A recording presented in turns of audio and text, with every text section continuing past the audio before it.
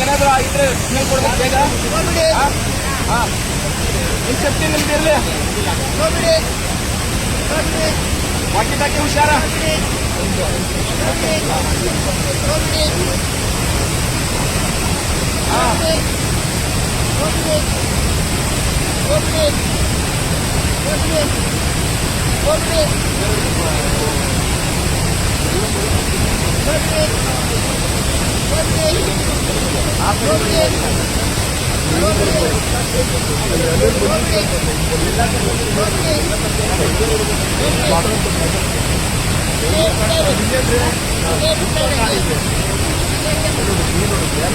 ಈ ಹೊಂಡದಲ್ಲೇ ಇರ್ಬೇಕಲ್ಲ.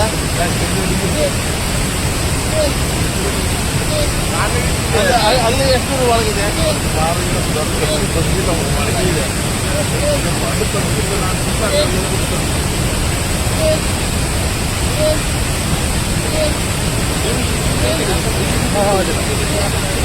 ಹೌದು ಬಂದಿರೋದಾ?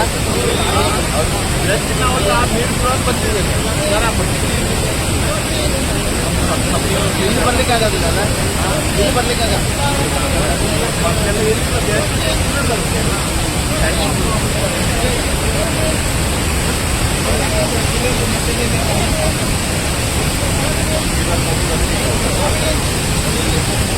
ಒಳಗೆ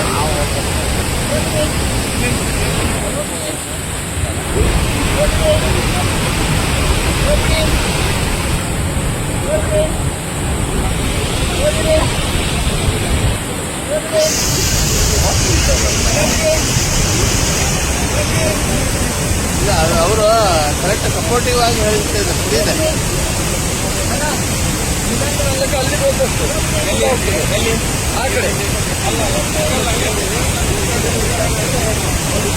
ಕಿರಣ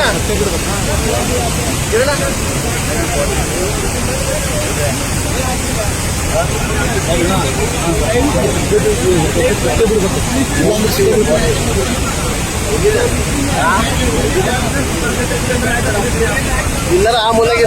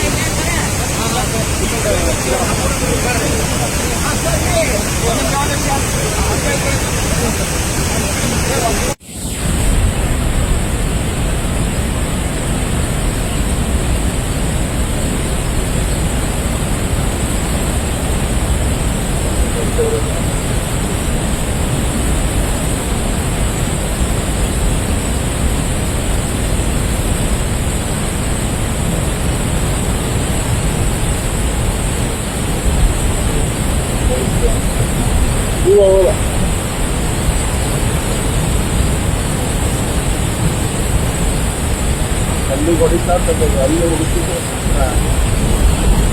ಅಲ್ಲಿ ಅದನ್ನು ಹಿಂಗೆ ಒಳಗೆ ಬಿಡೋದಿಲ್ಲ. ಅದನ್ನು ಹಿಂಗೆ ಒಳಗೆ 15 ಫೀಟ್ ಮೇಲೆ ಉಂಟು ಹಿಂಗೆ ಬರೋದು.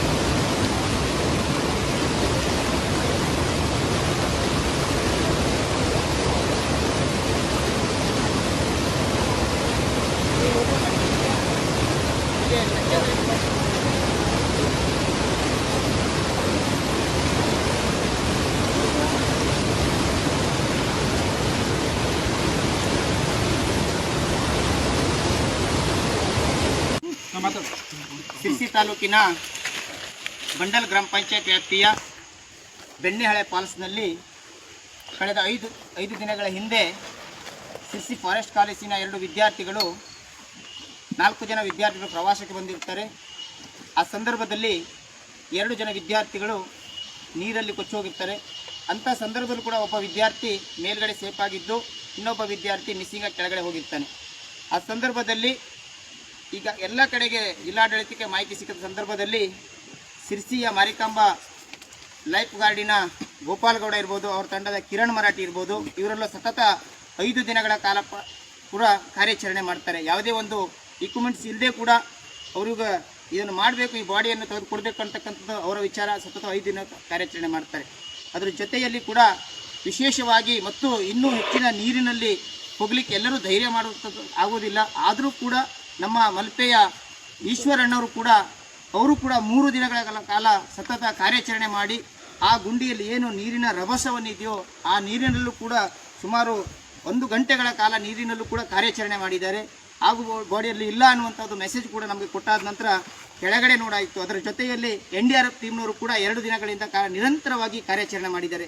ಹಾಗೆ ಸ್ಥಳೀಯ ಹರಿಶ್ಚಂದ್ರ ಇರ್ಬೋದು, ಈ ಪೊಲೀಸ್ ಇರ್ಬೋದು, ಅದರ ಜೊತೆಯಲ್ಲಿ ಫೈರ್ನವರು ಕೂಡ 5 ದಿನಗಳ ಕಾಲ ಕಾರ್ಯಾಚರಣೆ ಮಾಡಿದ್ದಾರೆ. ಒಟ್ಟಾರೆಯಾಗಿ ಫಾರೆಸ್ಟ್ ಇಲಾಖೆ ಇರ್ಬೋದು, ಇಲ್ಲಿಯ ಸಾರ್ವಜನಿಕರು ಇರ್ಬೋದು, ನಮ್ಮ ಜಿಲ್ಲಾಡಳಿತ ಇರ್ಬೋದು, AC ಮೇಡಮ್ ಇರ್ಬೋದು, DYSP ಮೇಡಮ್ ಇರ್ಬೋದು, ಹೀಗೆ ಹಲವಾರು ರೀತಿಯಲ್ಲಿ ಒಟ್ಟಾರೆಯಾಗಿ ಈ ಒಂದು ರಾಹುಲ್ ಅಂತಕ್ಕಂಥ ವ್ಯಕ್ತಿ ಏನು ನೀರಿನಲ್ಲಿ ಮಿಸ್ ಆಗಿ ಹೋಗಿರ್ತಾನೋ ಅವನ ಕಾರ್ಯಾಚರಣೆ, ಅವನ ಬಾಡಿಯನ್ನು ಅವರ ಕುಟುಂಬಕ್ಕೆ ಹಸ್ತಾಂತರ ಮಾಡಬೇಕು ಅಂತಕ್ಕಂಥ ಉದ್ದೇಶವನ್ನು ಇಟ್ಟುಕೊಂಡು ನಿರಂತರವಾಗಿ ಪ್ರತಿನಿತ್ಯ 100 ಜನ ಆ ಒಂದು ದೇಹವನ್ನು ಅವರ ಕುಟುಂಬಕ್ಕೆ ಹಸ್ತಾಂತರ ಮಾಡಬೇಕು ಅನ್ನುವಂಥ ಉದ್ದೇಶದಿಂದ ಇವತ್ತು ಈ ಬಾಡಿಯನ್ನು ಕೂಡ ಕೊನೆಯ ಹಂತದಲ್ಲಿ ನಾವು ಡ್ರೋನ್ ಮುಖಾಂತರ ಕೆಳಗಡೆ ಬಿಟ್ಟಂಥ ಸಂದರ್ಭದಲ್ಲಿ ಬಾಡಿ ನಮಗೆ ಕೆಳಗಡೆ ಡ್ರೋನಲ್ಲಿ ಕ್ಯಾಚ್ ಆಗಿರೋದ್ರಿಂದ ಆ ಬಾಡಿಯನ್ನು ಮತ್ತು ಮಾರಿಕಾಂಬಾ ಗೋಪಾಲಗೌಡ ಟೀಮ್ ಇರ್ಬೋದು 1 ಕಿಲೋಮೀಟರ್ ಕೆಳಗಡೆ ಹೋಗಿ ಇವತ್ತು ಸ್ಥಳೀಯರೆಲ್ಲೂ ಸೇರಿ ಆ ಬಾಡಿಯ ಸುಮಾರು ಈ ಒಂದು ಏನು ಅರಣ್ಯ ಪ್ರದೇಶ ಇದೆಯಾ ಬಹುತೇಕ ಆ ಘಟ್ಟದಲ್ಲಿ ಬಾಡಿ ತಿರುವಂಥದ್ದು ಕಷ್ಟ ಆದರೂ ಕೂಡ ಆ ಬಾಡಿಯನ್ನು ಅವ್ರ ಕುಟುಂಬಕ್ಕೆ ಮೇಲೆ ತಂದು ಕೊಡಬೇಕು ಅಂತ ಒಂದು ಸತತ ಪ್ರಯತ್ನದಿಂದ ಆ ಬಾಡಿಯನ್ನು ಇವತ್ತು ಈಗಾಗಲೇ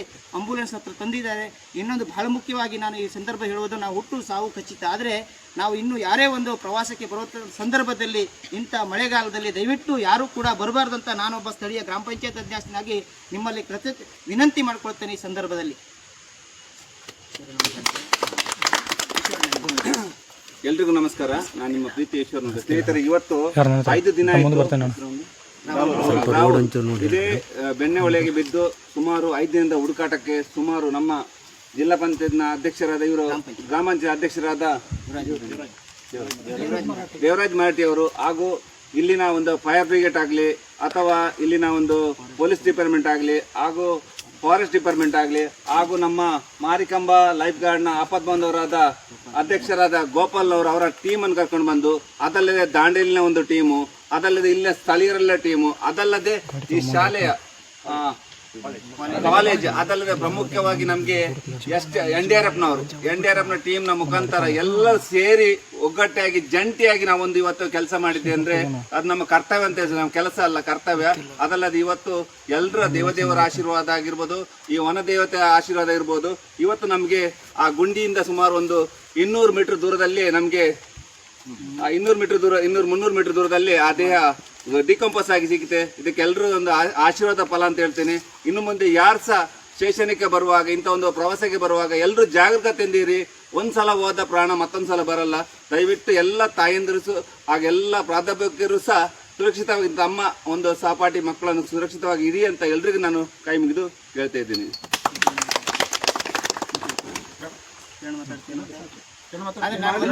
ಈ ಸಂದರ್ಭದಲ್ಲಿ